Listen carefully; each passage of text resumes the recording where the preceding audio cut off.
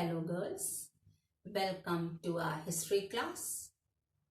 Children, in the previous session, you heard about Sufism, in which you were told about the Sufi saints. Those Sufi saints were too different from ulemas, about which you have been explained in the previous topic.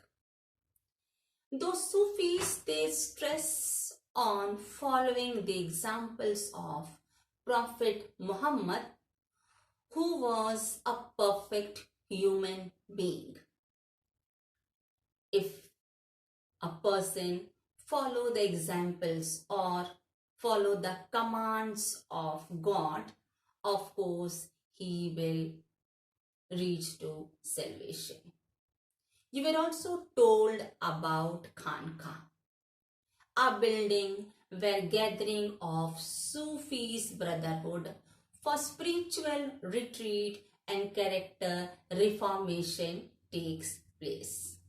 पीछे session में आपने सूफीवाद के बारे में पढ़ा, जिनमें सूफी संतों के बारे में चर्चा की गई और वे किस प्रकार उस समय के उलेमाओं से डिफरेंट थे, भिन्न थे, इसके बारे में भी आपको बताया गया। सूफी संतों का कहना है कि मोक्ष प्राप्ति के लिए ईश्वर की आराधना की जानी चाहिए।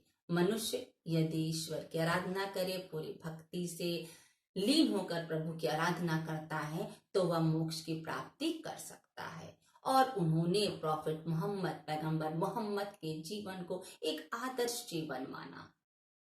उनके द्वारा दिए गए नियमों को, उनके जीवन में उन्होंने किस प्रकार के एग्जाम्पल्स अपने अनुभव से उन्होंने प्रस्तुत किए, उसका भी पालन करने से मनुष्य का जीवन सफल हो सकता है।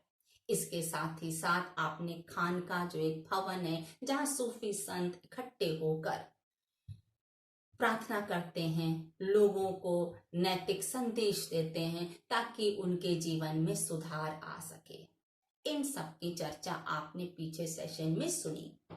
सो with this today we start topic number 7, the Chishtis in the subcontinent. Our today's topic is topic number 7.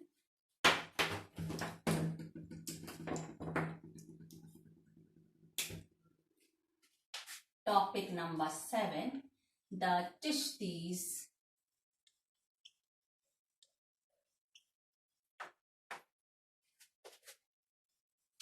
in the subcontinent.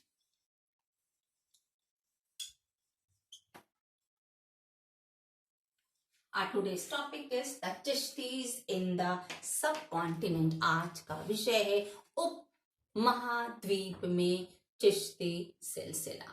Already you have heard about the word सिलसिला, जिसको हम शाब्दिक अर्थ में चेन कहते हैं। तो किस प्रकार उप महाद्वीप में भी चिश्ती संप्रदाय फैला, क्या रीजन था, इसके बारे में हम इस संदर्भ में चर्चा करेंगे। Children, in late 12th century, many group of Sufi saints migrated to India, in which the Chishtis were too influential. 12वीं सदी में कई सूफी संतों का समूह भारत की ओर आया, जिसमें चिश्ती संप्रदाय के संत काफी प्रभावशाली थे। क्यों, क्या, what was the reason? Because they followed the local environment and they also followed the Indian tradition of devotion. क्योंकि जो ये चिश्ती संप्रदाय के जो संत थे, उन्होंने स्थानीय वातावरण के रूप में अपने आप को ढाल लिया और भारतीय परंपराओं के अनुसार, उन्हीं रीति रिवाजों के अनुसार भी वे धार्मिक कृत्य का संपादित कराते थे। With this you will start, we have next point 7A. इसी संदर्भ में 7A है लाइफ इन चिश्ती खानका। पॉइंट नंबर 7 का है लाइफ इन चिश्ती खानका। आपने पॉइंट 7 का इंट्रोडक्शन सुना, इसी संदर्भ में है point number A. Introduction is already told. Point 7 is life in Chishti खानका। किस प्रकार का जीवन खानकाह में लोग व्यतीत करते थे, चिश्ती खानकाह में किस प्रकार का जीवन व्यतीत होता था, चिश्ती खानकाह कैसा था, इसके बारे में हम इसमें सुनेंगे। Children, you know that खानका was the center of social life। ये जो खानका था ये सामाजिक जीवन का केंद्र बिंदु था। And you have heard, you must be knowing about the खानका of Sheikh Nizamuddin Aulia, which were established in 14th century, and you must be knowing it is located on the bank of river Yamuna, which city? Delhi, where it is you can say big building, grand building, which has several rooms, and there is a big hall where the visitors they come. Not only the visitors, different types of people they come, even the family members of the sheikh also come. They stay there and they pray। कहा जाता है कि जो चिश्ती खानका है जहाँ पर सूफी संत रहते हैं, वहाँ बड़े बड़े कमरे हैं, एक विशाल सभागार है जहां लोग आते हैं, हर लेवल के लोग आते हैं। यही नहीं केवल संत आए बल्कि जनसाधारण वहां आते हैं। जनसाधारण के साथ साथ जो चिश्ती जो शेख हैं उनके फैमिली मेंबर्स भी वहां आते हैं और वहां रुकते हैं और आध्यात्मिकता में लीन हो जाते हैं। कहा जाता है once it happened that because of the fear of Mughal invasions, there were people who were too worried where to take shelter. So at that time, to just to protect themselves, those people they had taken shelter in the खानकाह। कहा जाता है पर मंगोलों के आक्रमण के डर से लोगों को समझ में नहीं आ रहा था कि वो कहाँ शरण लेने जाएं, क्योंकि आप जानते हैं मंगोल एक बर्बर जाति थी, ये लूटपाट करते थे, जान माल की हानि पहुंचाते थे। तो स्वयं को सुरक्षित रखने के लिए उस समय लोगों ने उसी खानकाह में शरण लिया था।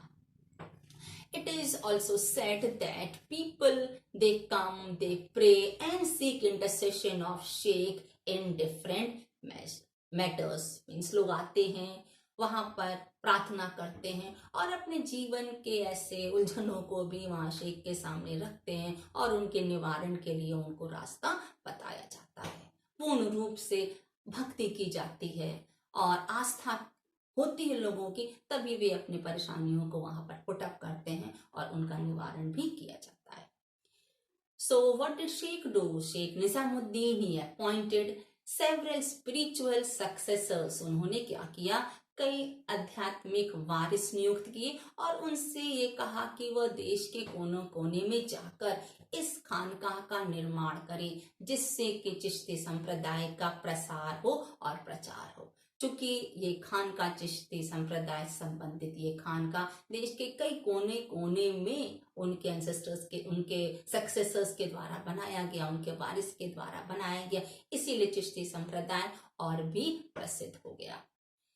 Sheikh Nizamuddin he appointed several spiritual successors, and what did he do? He deputed them to build khankas in various parts of subcontinent, because the khankas were built in various parts of the subcontinent, different parts of the country. So that resulted the fame of Chishti Sampradaya, Chishti community. So when such khankas were built, that turned into pilgrims to his shrine and the shrine of his spiritual ancestors। जो ये खानका बने वहां लोग आकर आदर के साथ भक्ति के साथ पूजा आराधना करते थे। तो धीरे धीरे जब मकबरे बनने लगे, संतों के मकबरे बने, तो वहां पर लोगों का वो स्थान एक तीर्थ स्थल के रूप में माना गया। इतना ही नहीं, ना केवल संत बल्कि उनके जो पूर्वज थे उनके भी दरगाह पर लोग आदर भक्ति प्रकट करने, श्रद्धा देने आते थे। So with this we'll start now topic number B, 7B. Already you have heard in this, you have heard about the life of Chishti Khanka. Now the next point is Chishti devotionalism. Our next point is Chishti devotionalism.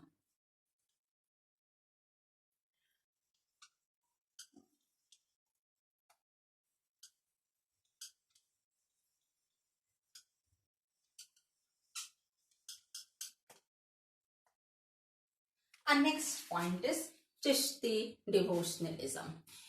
Children, you must have heard the word ziyarat. Ziyarat is an Arabic term. It means visit. And this visit refers to a form of pilgrimage to the tombs of Sufi saints. मतलब जो तीर्थ के रूप में जो मज़ार पर लोग जाते हैं उन्हें जियारत के रूप में जानते हैं, श्रद्धा करने वहां जाते हैं, अपनी श्रद्धा भक्ति प्रकट करने पूरी आस्था के साथ लोग मकबरों पर जाते हैं। ये संतों के मकबरे होते हैं। And this is famous in the Islamic world. Muslim दुनिया में, इस्लामी दुनिया में इन मकबरों का महत्व है जहां लोग जाकर आस्था के साथ भक्ति करते हैं।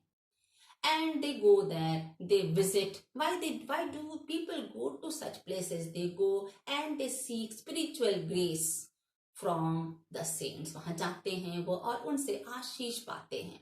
उनका विश्वास है इन मकबरों के दर्शन से उनके जीवन में बरकत मिलेगी, ईश्वर की कृपा मिलेगी।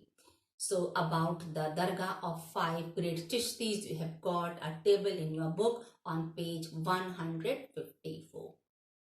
You can see in your book the Dargah of 5 great Chishtis, who were they and where are the tombs or maqbaras built, on page 154 in your textbook. In which children out of these 5, Khwaja Muinuddin Dargah, who is also known as Garib Nawaz, is too famous.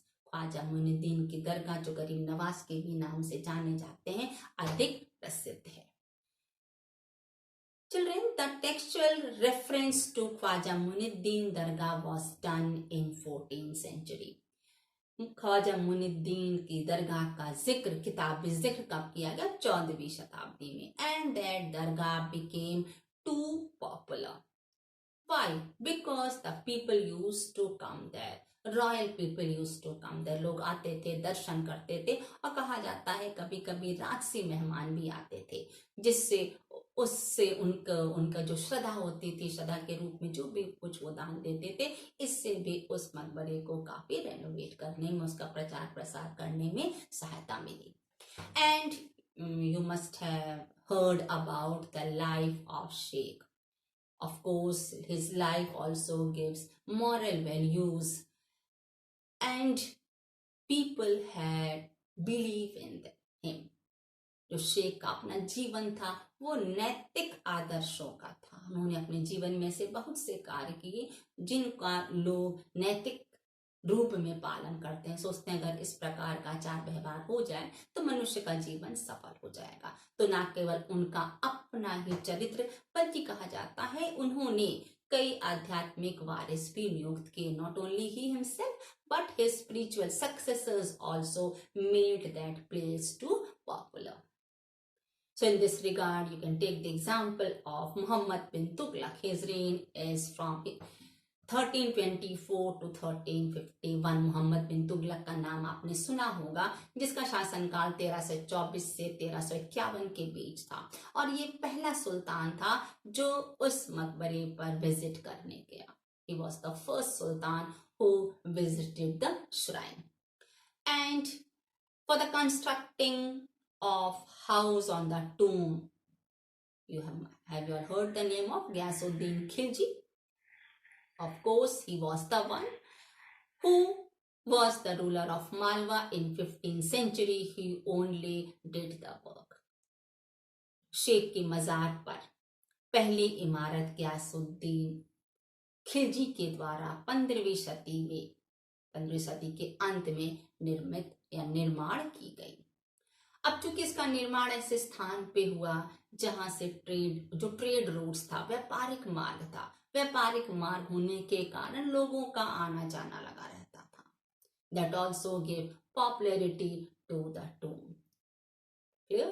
Because the tomb was built, the construction was done where it was a trading route, where the people, the merchants used to go from one place to another. न केवल स्थानीय लोग बल्कि अन्य स्थान के लोग भी आना जाना लगाए रहते थे और उस समय वह उस पवित्र स्थल का दर्शन भी करते थे, जिससे यह दरगाह और भी प्रसिद्ध हो गई। The next is about, it is said that by 16th century this shrine became more popular. 16वीं सदी तक ये तीर्थ स्थान और भी प्रसिद्ध हो गया।